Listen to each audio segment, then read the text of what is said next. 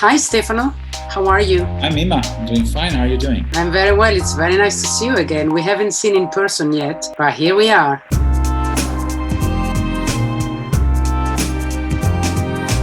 So, Stefano, I wanted to talk to you once again for our digital showroom. And actually, I'm interested in understanding a little bit about this fact that tomorrow is probably the only commercial institution that decided to create digital, not only for its own sake, so not only for its own brands, but more on a discussion around fashion, or a discussion around what's going on in Fashion Week.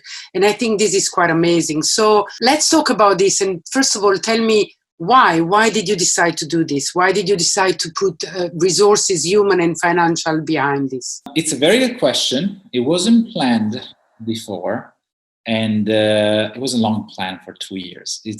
We came into the COVID emergencies, understanding during the Paris Fashion Weeks in January, and then, of course, more intensively Milan and Paris in February, that we needed to give our buyers and our community, wider community, access to information in a way which was not tech boring. We wanted to keep the same nice vibe that the industry people could entertain by visiting our showrooms and seeing installations and talking to people. I'm a firm believer that this business, especially this business, is particularly important and enforced by a human-to-human relationship. So the question was how to give the same warm feeling of relationship to our friends and peers and colleagues from the screen, after so many people have been locked down for 60 to 90 days and spending 12 hours a day on a video conferencing. Like this. So it came naturally. Tech is relatively dumb. The truth is that a digital showroom can only be as good as the digital assets you can provide, and fantasy technology such as touch and feel or images who will substitute your physical experience are not available yet. They can be good, but not exactly the same thing. So why not telling the narrative, the stories? Why not talking to our friends? Why not taking an editorial perspective into the equation? And I was very happy because the idea came out instantly, and it was welcomed by our team. And as you know, we have great friends, network, and professionals around us. So we embark into these projects with a full heart and not a lot of time to work on it. But it came out very nicely, I must say. I'm very proud of it. What you say reminds me a little bit of Le Palais in Paris, where I've seen in the last season where we were allowed to go there, that you also host young designers and you do things for brands that you don't represent or you don't in partly own. So in a way, you're replicating a little bit what we could have seen by coming physically to you, right? Tomorrow has a point of view, a quite precise point of view, which is not necessarily only dictated by myself or Giancarlo, the founders. It's dictated by the energy, the people, what we believe in, what are our taste level and belief in the industry. We wanted to give access to this platform exactly as we do with physical spaces. You might remember in February we hosted a number of American designers in Le Palais with beautiful installations. They were not neither distributed or represented or owned by Tomorrow. It was a way to give our platform to designers and give them an opportunity. Or you might remember, also, we gave a number of Chinese designers the opportunity of being interviewed. They would have been there had they been able to be there. Back then, we could travel, but China could not travel back to Europe. So it was our way to show openness and support. And it's just being part of this industry and support each other, especially when there's a massive change in the landscape like the COVID-19 has been. So. Why not considering the digital showroom of Tomorrow as an editorial page in which we can also, of course, offer every digital asset possible about our brands? Is a good opportunity to explain buyers and the industry what we stand for. So you'll notice, as you see, there are Tomorrow Regionals. There are tomorrow next. There are tomorrow agent. There are menswear, women's wear. There is a goods and services section which is more related into the advanced contemporary brands. And we give the opportunity to our designers and creative director to talk directly to their audiences and to our buyers. And we have entertaining fun in talking with our buyers and commenting on these weird fashion weeks we have been all living together from our lounges or offices or home offices. And why not expressing in details what we think about the market with a number of valuable contribution. Yours, Georgie's, or Julie's picks, which have been so appreciated. So the idea, create that space, talk about us, but of course talk about the industry, and make the space available for someone else. I don't think we are in the era of exclusivity. We are in the era of collaborations versus competition. We do our bit, and it creates a good, interesting product to look at.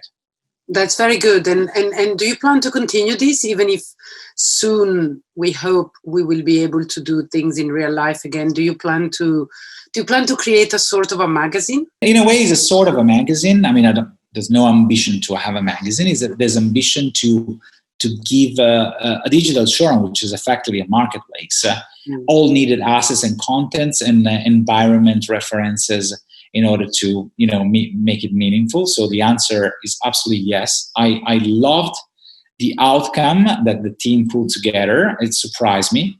I'm aware of the difficulties of doing it in such a short time. I was extremely happy.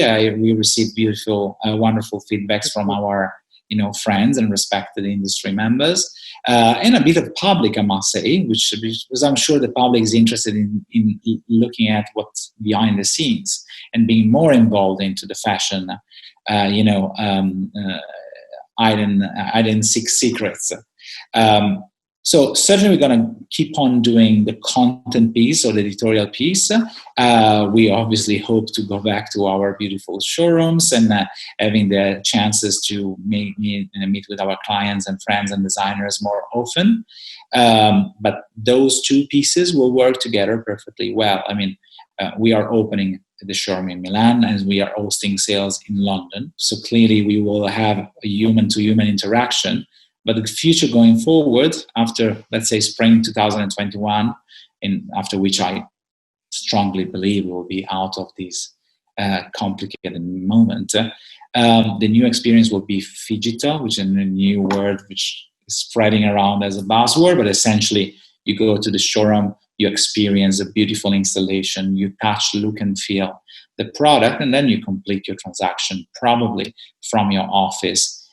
Connected like we are at the moment of video conferencing with a trusted sales manager, and enjoying the digital assets, which definitely are not way better than taking pictures on your iPhone and trying to follow. What you're doing right now is already what we are discussing for the future, because you have Milan and London present in a physical space, and so you're showing that it's possible. But let's talk a little bit about business. How are you coping? How is your business coping with all these changes? The truth is that you should never let a good crisis passing by without making something of it. And so with the right spirit, we did.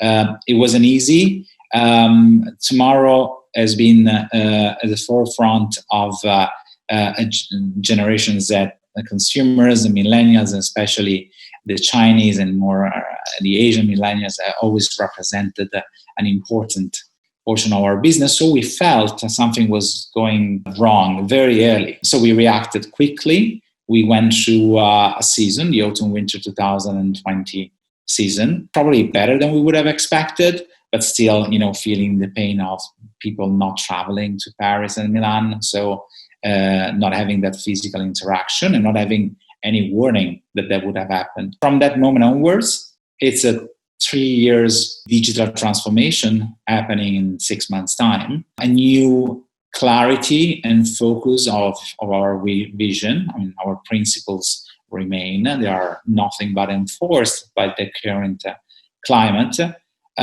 We just laser focus on the pillars of our business, accelerated that, improved the communication, and I must say improved the productivity of execution. So I'm pretty satisfied of how Tomorrow as a group and the management team and the new generations at Tomorrow are coping with this. It wasn't an easy journey. It involved complications. It looks like we're going to come out of this as a faster, smoother, more open organization with solid, rock solid principles.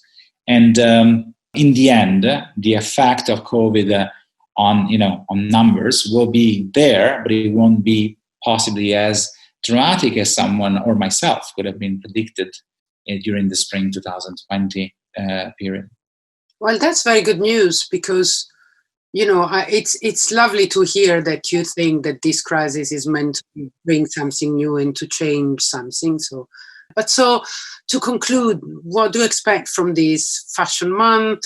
September, as you know, it's our month, most important of the year. What do you expect, and what do you see will happen? Probably that Fashion Week will enjoy a bit of more momentum might be Milan, because of the current status of COVID-19, which might, as you know, change in 3-4 days. So it's a very short-term forecast mine. We will be able to interact with people, albeit with all social distancing, mask wearing. It will be better than June and July. It won't be anything closer to the future. It would be, we have to go through this period, and we'll be able to cope between few physical interaction and a lot of digital interaction. In light of a market, and let's not forget, we are selling product we will be delivered in February, March. There will be a very long Spring-Summer 21 season, I believe, starting quite late. Expecting consumer interest into product and pent-up demand being there. So I'm really reasonably positive, because we are selling product which will be in the market on the shop floor when consumer will be much more free and much in a better mood, probably. So you think consumer will want fashion still? Do you think it will come back to being a priority? Fashion, brand with purpose and responsibly made are, an element of joy, and fashion is joy, is costume, is art, is joy, is interaction, is self-expression. I am fairly confident that the desire for product will always be there, and for those consumers of our niche, the joy of experiencing more purchases in Spring-Summer 21 will be there, and I would expect a quite positive sell-through season for the Spring-Summer 21. Good. So let's end on this very positive note. I'm looking forward to maybe talking to you at the end of all this, and in the meantime, have a good day. Thanks for spending time with me. Bye, Stefano.